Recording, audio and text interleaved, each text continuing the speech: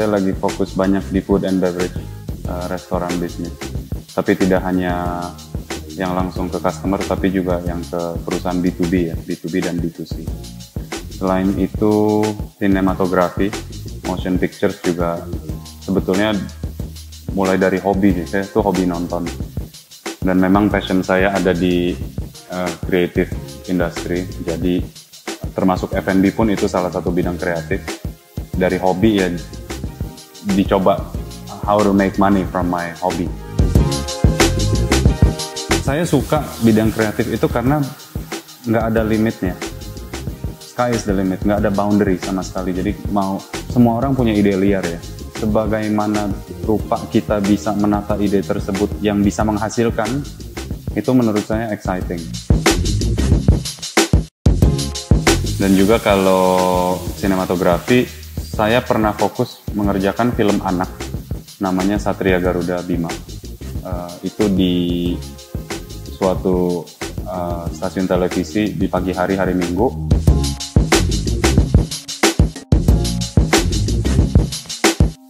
Garis besarnya aja nih ya, sholat subuh tapi belum tentu tepat waktu, tapi saya sholat. Jadi itu saya bangun dulu, setelah itu saya udah pasti boxing, tapi olahraga saya 7 hari 1 minggu. Setelah itu biasanya tuh kalau udah dari jam 12 sampai malam ya kayak begini, back to back meeting. Dan makan siang selalu telat, mungkin paling awal jam 3, biasa jam 4, kadang makan malam iya, kadang enggak. Dan udah, saya mungkin tidur jam 1, jam 2. Jam tangan buat saya adalah equipment yang ngasih tahu saya jam berapa. As simple as that. Namun, saya dulu sekolah waktu Indonesia krisis moneter, saya pindah negara ke Swiss. Dan itu asrama, jadi hidupnya sendiri. Walaupun dulu tidak bisa beli jam ABCD, yang namanya setiap weekend, dia 2 hari dalam 1 minggu kan kita keluar ke kota. Yang dilihat apa? Hanya ada jam. Saya mulai tahu brand, walaupun zaman dulu nggak tahu ya, baca brand itu kayak bagaimana, tapi saya tahu, oh ini brand jam, lihat harganya mahal, kapan ya gue bisa beli kayak gini gitu. Dan waktu dulu juga interestnya tuh masih tipis, kayak dia bagus tapi buat apa ya spend this much money buat jam. Tapi lama-kelamaan saya jadi suka. Saya setelah itu pindah ke Perancis, dan di Paris pun sebetulnya exposure terhadap jam tuh bagus sekali.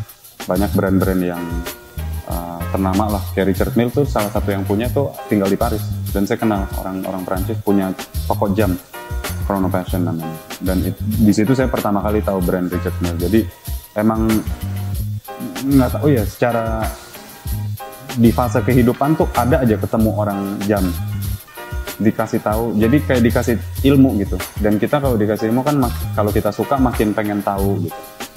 Jadi ya jam is a luxury, it's a tool, but it's an also accessory. Tapi for me, it's a hobby. Rolex, saya dapat Oyster Date Just warna putih itu dibeliin bapak saya. Kenapa? Karena waktu saya mau graduation di Swiss, saya dikasih satu kalimat oleh bapak saya, lo gua beliin apa aja. Karena lo 4 atau 5 tahun udah belajar dan hasilnya bagus lah. Dibeliin, terus ada engrave-nya di belakang nama saya dan kalau nggak salah graduation day saya. Saya selalu lihat brand, karena saya juga melihat satu aspek dari jam is an investment, tidak hanya kayak fulfill my desire, kayak oh jam ini bagus beli, itu boros menurut saya.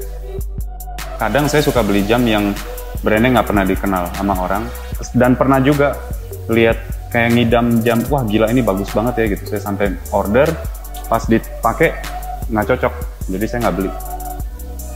Jadi saya selalu lihat brand dan value sih dari jam. Dan tentunya sebagaimana indahnya fit di wrist saya gitu, dan di mata saya.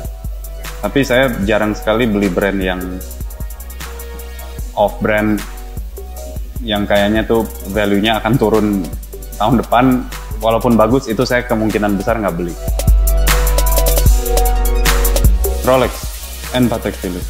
Dulu saya penggemar beratnya AP. Saya hanya beli AP, tidak ada jam lain. Tapi makin berumur, kayaknya makin nggak pantas gitu. Pakai Royal Offshore ini kan gede nih, kayak bulky gitu, agak flashy. Sky Dweller, Rolex, steel warnanya biru, dan itu susah sekali. Dipakai Roger Federer waktu menang di Australian Open. Rolex GMT Master 2, Pepsi ya sering dikenalnya dengan Jubilee bracelet. Apa ya, jam praktis. Saya kan suka banyak keluar negeri.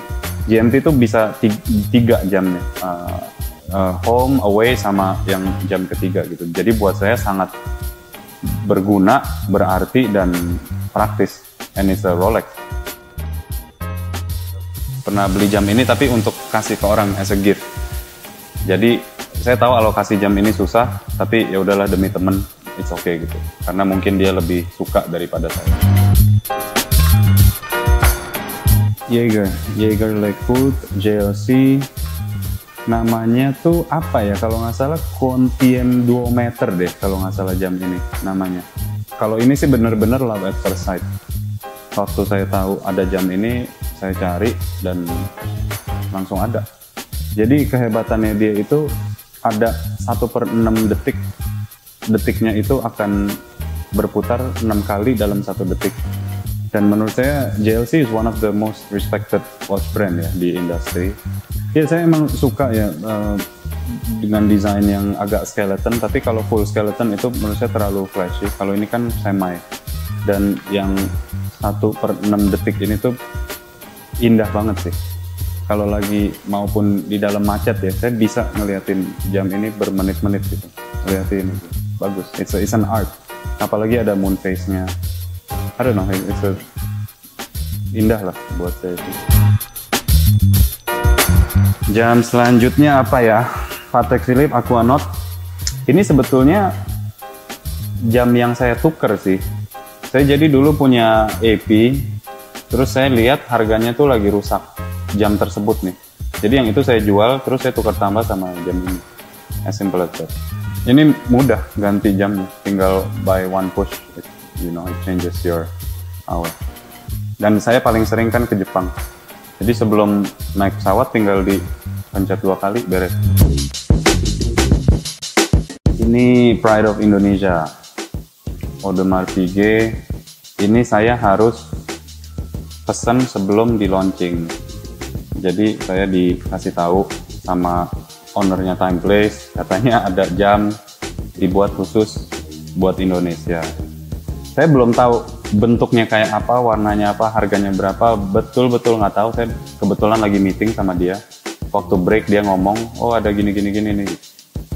Tanpa saya tanya, saya tolong minta angka 21 karena ini 100 pieces deh kalau nggak salah. Iya, 100 pieces limited edition.